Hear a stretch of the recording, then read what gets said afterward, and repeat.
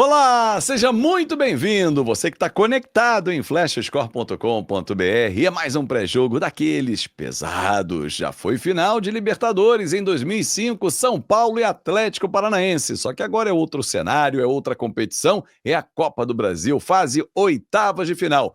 Tá acompanhando pelo YouTube? Seja muito bem-vindo também, já deixa o seu like, comenta, compartilha e se é novo, se inscreve no nosso canal. E não esqueça, aplicativo Flash Score, pinta aqui no cantinho o QR Code para você baixar e ter muita informação na palma da sua mão.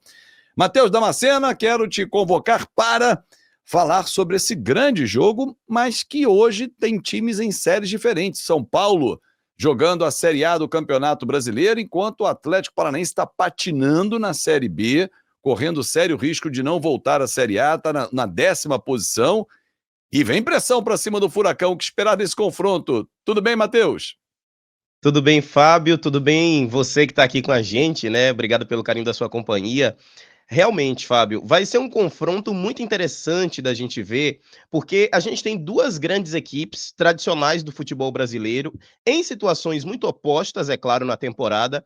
O Atlético Paranaense, como você trouxe, está tentando se reencontrar ainda nessa Série B do Campeonato Brasileiro, vai patinando, como você falou, vem de 4 jogos sem vencer, contra um São Paulo que treina, escalou o seu novo treinador agora, Hernan Crespo, né? Trouxe o novo treinador Hernan Crespo e que deu uma nova cara ao time do São Paulo. O São Paulo agora está bem diferente do que se apresentou no primeiro semestre sob o comando do Luiz Ubeldia.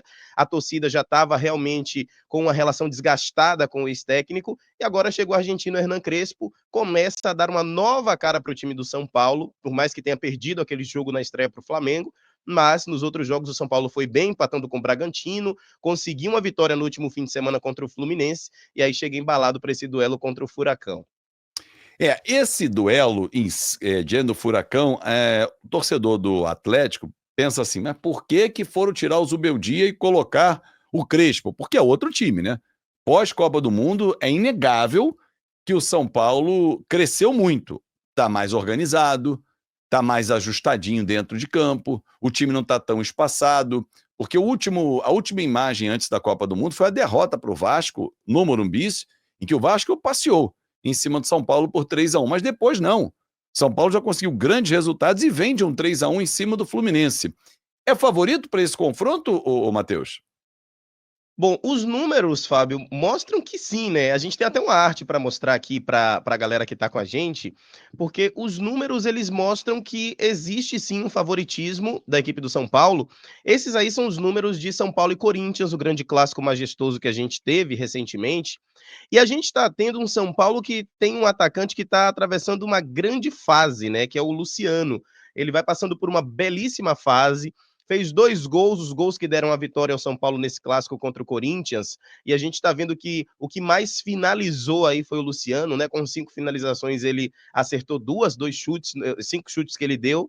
O São Paulo dominou a equipe corintiana, foram 16 finalizações, apesar de ter menos posse de bola. E quando a gente olha os passes aí dados pelo Marcos Antônio, foram 58 passes, né? Então, o time do São Paulo conseguiu desarmar bem com a Arboleda, o time do São Paulo está bem postado ali no sistema de defesa, e eu acho que o diferencial está sendo lá na frente. Nos últimos jogos, por exemplo, no Morumbi, quando a gente pega o São Paulo jogando em casa, o São Paulo, ele está fazendo sempre mais de um gol na mesma partida. Verdade. São apenas 3 derrotas, né, no ano inteiro jogando em casa, para Ponte Preta, Mirassol e essa que você falou para o Vasco, e as últimas 4 vitórias em casa foram com mais de um gol. E do outro lado a gente tem o Atlético Paranaense vindo de 4 jogos sem vencer. Além disso, nos confrontos diretos, né, quando a gente pega de 2020 para cá, esse recorte de tempo, o São Paulo e o Atlético Paranaense já se enfrentaram em 10 oportunidades e o São Paulo venceu 6. Então, assim, o Furacão venceu apenas uma de 10 jogos contra o São Paulo e tivemos 3 empates. Diante das fases, diante dos números, acho que sim, o São Paulo é favorito. Bom, aí a gente vai olhar o seguinte, o Matheus, a gente vai olhar esses números do último clássico, né? Você pegou até um jogo anterior ao Fluminense, em que foi dominante nos embalos de sábado à noite. Esse jogo aconteceu há 2 sábados, né? Mas mandou no jogo. E não é um adversário qualquer, é o Corinthians, que é o grande rival do São Paulo. Esse jogo pode servir de norte, não só esse, o do Fluminense.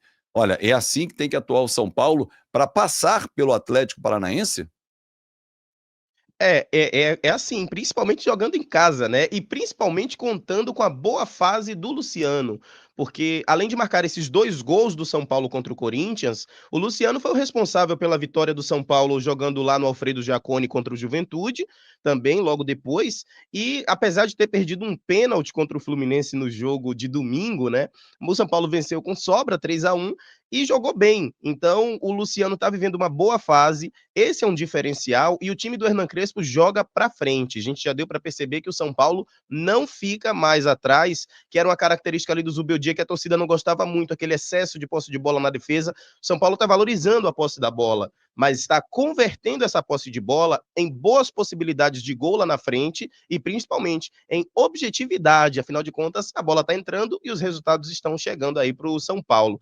A gente tem até uma outra arte para mostrar que ilustra a má fase do Atlético Paranaense, né? Que tem o Esquivel, lateral esquerdo, como destaque. A gente está vendo uma das partidas recentes do Atlético Paranaense, uma das derrotas recentes.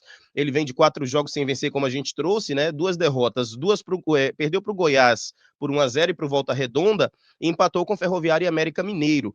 Contra o Goiás, como a gente está vendo aí na tela, o Atlético teve até bons números, né? Só que esses números não se refletiram no placar.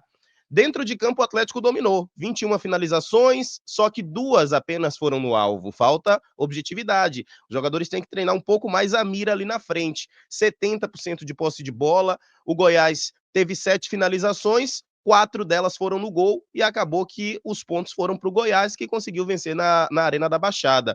O destaque que eu estou dando para o Esquivel, né, o lateral esquerdo argentino, é porque ele já tem 4 assistências nessa temporada. E como a gente está vendo aí, né, em 14 jogos disputados, são 4 assistências do Esquivel.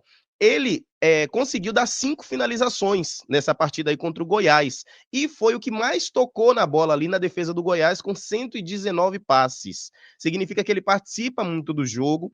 Na temporada passada, ele deu o mesmo número de assistências em 33 partidas. Então, nesse 2025, ele vai ganhando destaque, apesar da má fase que o Atlético Paranaense vem atravessando.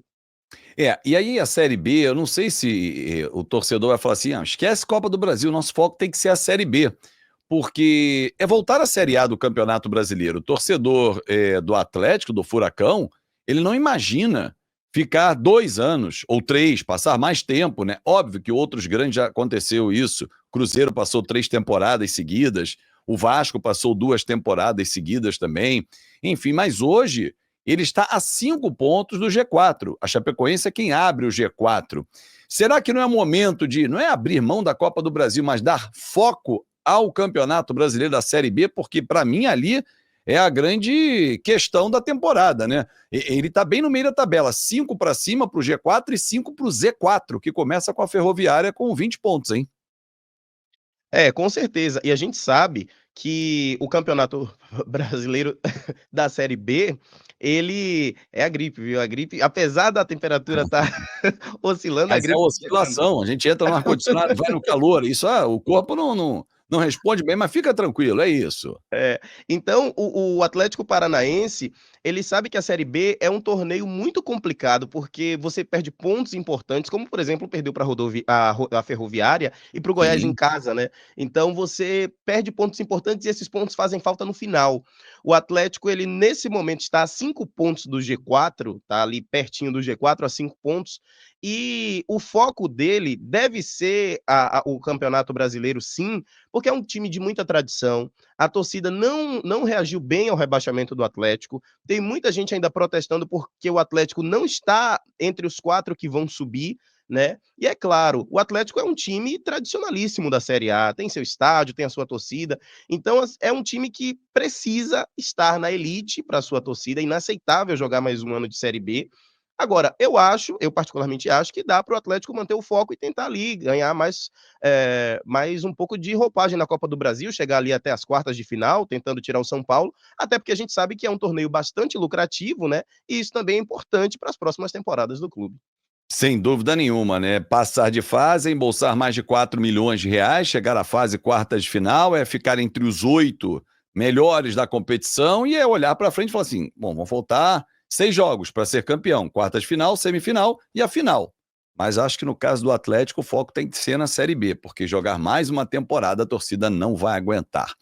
Matheus, bom demais bater esse papo com você aqui, esse pré-jogo sempre especial, Flash Score. Até a próxima, hein? Valeu, Fábio. Valeu para todo mundo. Um abraço. Até a próxima. Valeu, e valeu muito pela sua companhia também. Muito obrigado pelo seu carinho. Não esquece, dedo no like, comenta, compartilha, se inscreve no nosso canal e baixa o aplicativo Flash Score. Pinta aqui no cantinho da tela, é para você ter muita informação na palma da sua mão. Um forte abraço e até a próxima.